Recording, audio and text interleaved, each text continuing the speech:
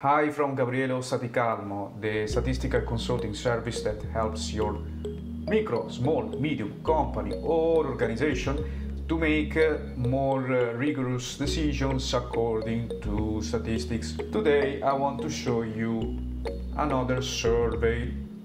In particular, the person asked for an analysis using, of course, the raw data and Excel. They asked for these requirements that to me seem middle to advanced formulas, and this evergreen.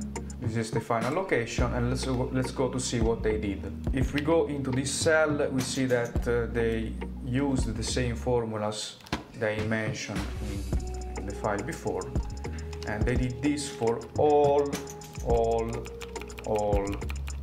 the labels. So as you see, is the feast of descriptive statistics.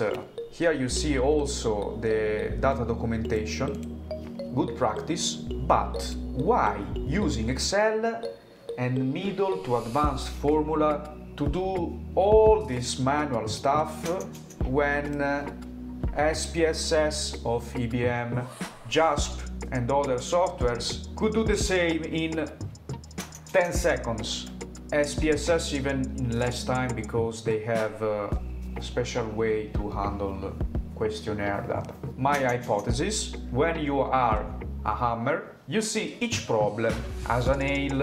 In this case, I see a skilled person in Excel, and not only because they documented the data process, for example, but with eye blinkers to see that they need another solution. Or even worse, they didn't communicate why they needed the analysis done in Excel. Then also, in my opinion, who wants everything done in Excel belongs to Boomers 1 and Boomers 2 generations.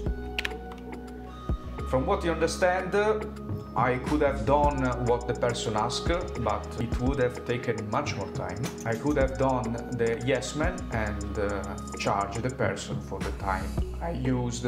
So this request falls into the dangerous ones. And also today I saved you from malicious statisticians that just want money and not the satisfaction of their customer.